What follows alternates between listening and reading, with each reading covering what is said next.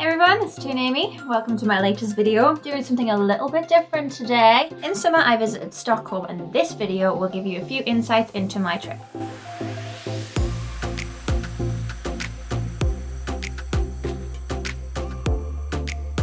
So number one, where I stayed. We stayed in a hotel called Downtown Camper.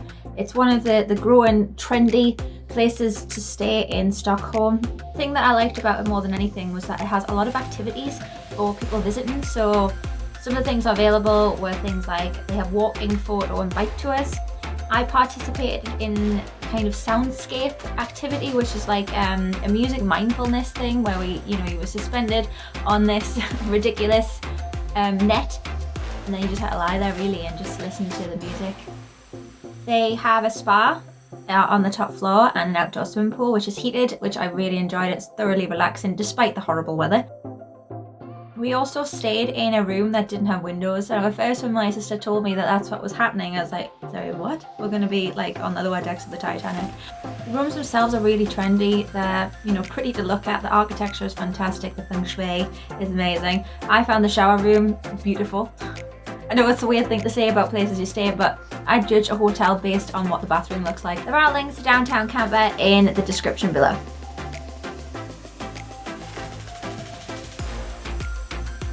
So number two is more of a tip. Not really a tip as so much as something I wish I'd known before we went. So my sister booked this trip very last minute, so I drew out the little money that I had from the bank so that I had money to spend, and I converted it into Swedish krona and I thought, sorted, I'm ready for this trip. However, the first place we visited in Stockholm was a little patisserie. Went to get my cash out and it was, whoa, sorry, we don't take cash. Sweden itself is pretty much a 90% cashless society.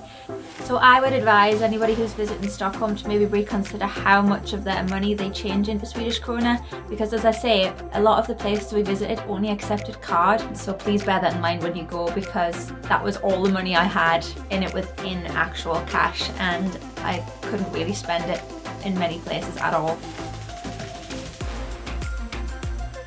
So number three, it's one of the places we visited. Not the best place we visited, but it was something that I found very interesting.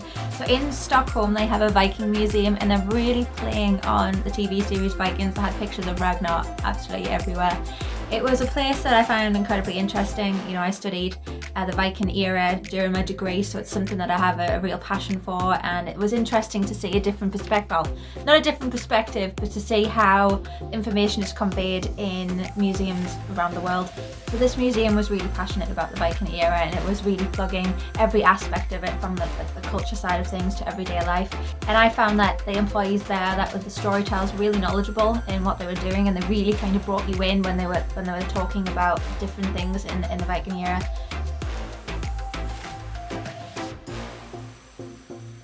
The next place on my list is a place that I really enjoyed visiting. It was the first place we actually went when we arrived in Stockholm. I were having a look for something to do. Wasn't really on our list, but we saw this museum, walked in, and I was absolutely blown away. And that was the VASA MUSEET, the VASA Museum.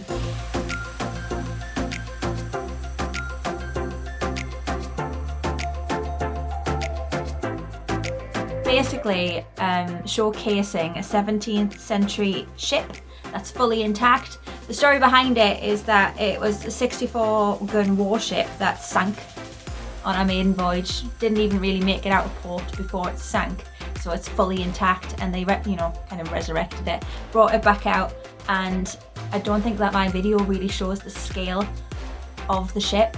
You can't really get the scale of it on video. It was a humongous ship.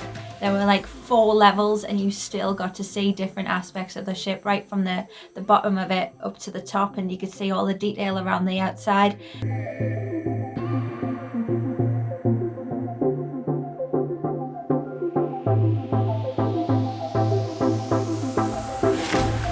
So I think if you were going to visit one thing in Stockholm, definitely the VASA. It was an incredible sight to see.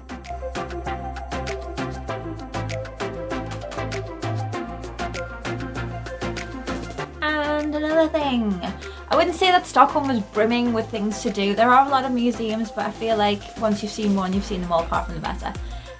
So we visited, Stockholm's Old Town, Gamla Stan. It was the original city centre and dates back to the 13th century. It has all those iconic cobbled streets that you see around the globe. And I think it's Stortorget.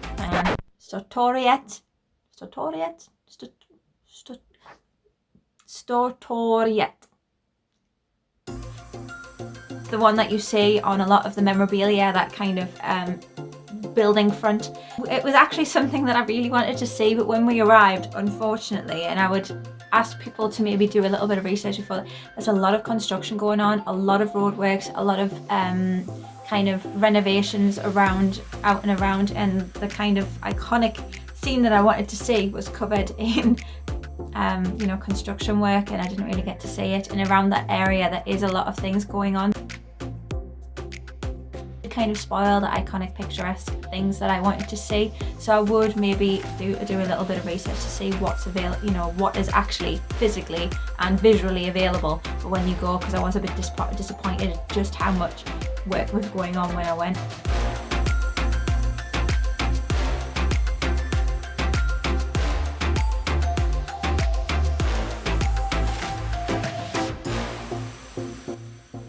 Now PARLANS is actually just one shop, but it is a shop that is worth the walk. It is a caramel shop, homemade caramels, and my god, they're the best thing in the world. I was really skeptical because of how far out I was and how just randomly in the middle of nowhere it would seem to be, but we actually went back the next day so I could get more, and when I got back home I did order some online as well.